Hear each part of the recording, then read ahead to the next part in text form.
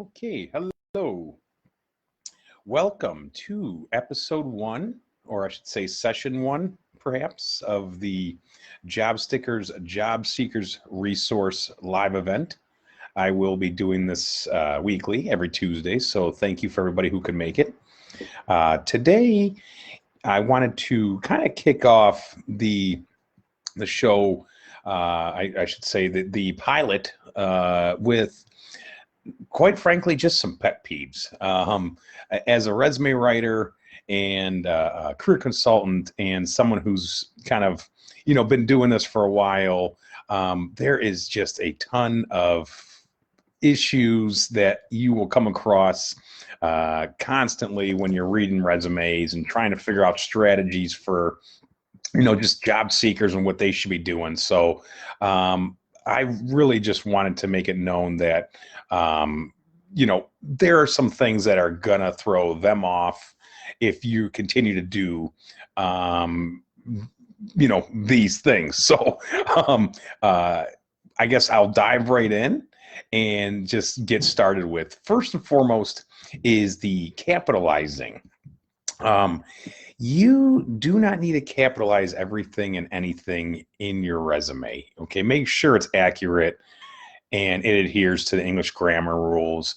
I have seen so many times where, there are certain emphasis on words that you think might stand out, and so you throw capitalize letter in the front of it, and proper pronouns. So consider that, please. Second, this one's kind of funny, but the no dashes in between phone numbers.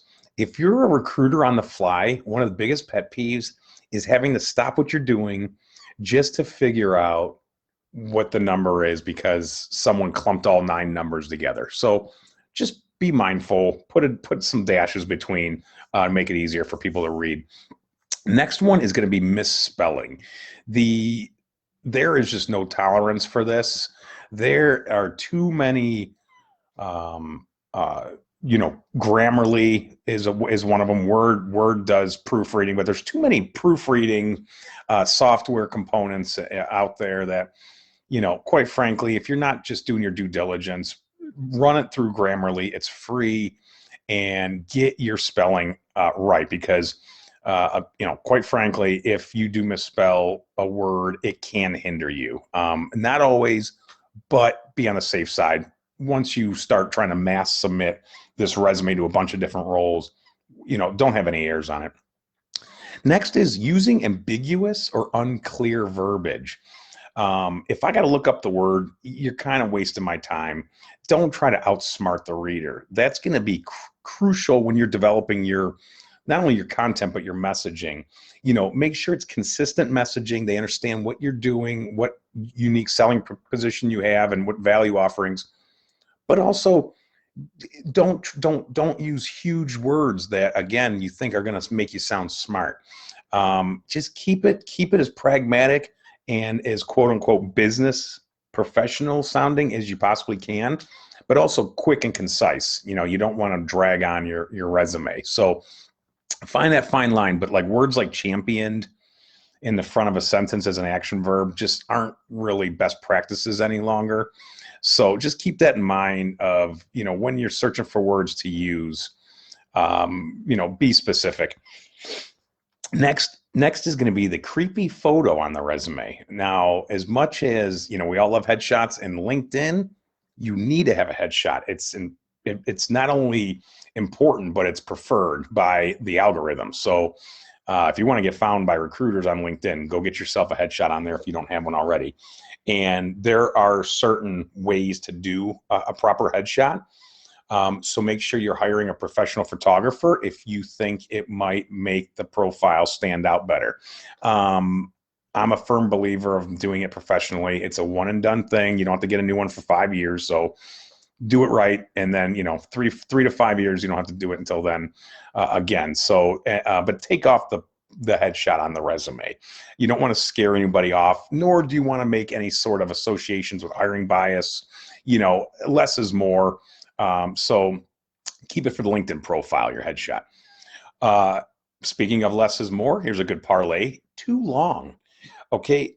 if it's not supposed to be a novel, this is supposed to be a tease. It's a resume to get you in the room for the interview, which then you can expand upon all these neat accomplishments you've done. So don't make it too long. No one cares about your work at IBM in 1990 as much as it was a cool company to work for back then and yada, yada. Move on. All right. Last 10 years is the most relevant. If you've got stuff from back beyond that can relate to what you're trying to do, then you can use a combinational resume and try to get some of those neat details up in the forefront under like an accomplishment section, and then just remove it from the resume and you can talk about during the interview. But don't make it over 2 pages. 1 to 2 pages is preferred. Not every situation, of course, there's some academic roles that require you to list publications and that kind of thing. But you know, majority of job seekers, 1 to 2 pages max. Next, too much information. TMI. I'm sure you have lovely children and a spouse that loves you, but let's refrain from listing names, ages, and hobbies under your interests or your interests as a section. Please save the white space of your resume for relevant, transferable, detailed, quickly detailed accomplishments, value offerings, key skills.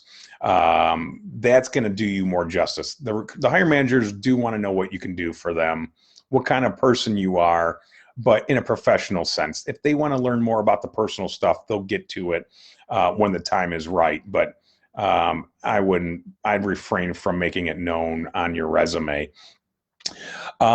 Make sure you list the proper sections as well as the relevant details within those sections.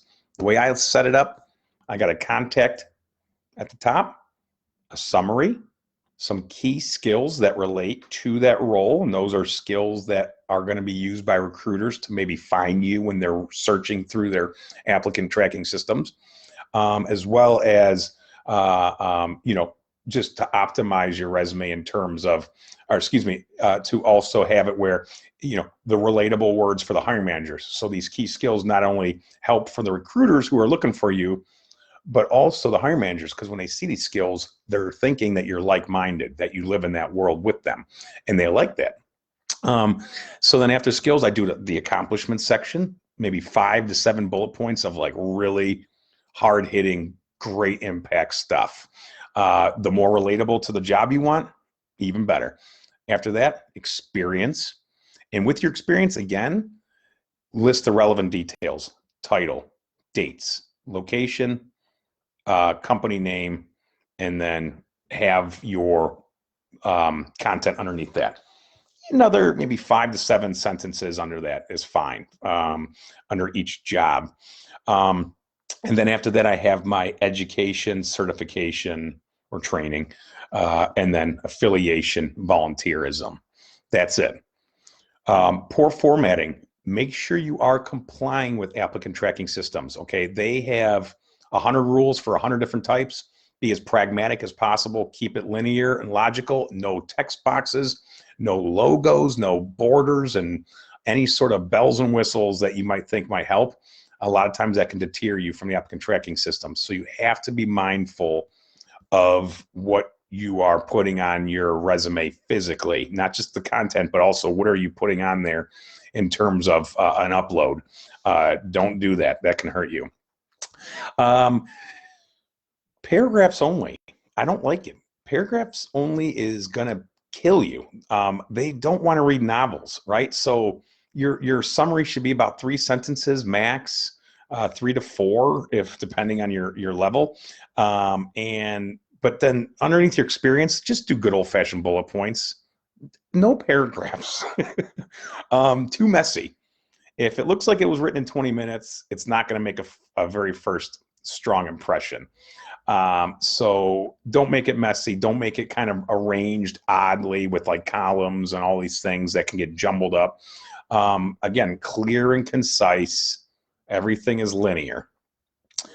Sense of entitlement. A delivery that sounds preemptive or entitled shuts the reader down, right? So once again, don't outsmart the reader with sentences that cause the hiring managers and recruiters to roll their eyes. I am by far the most superior worker in our office. I've seen that on resumes.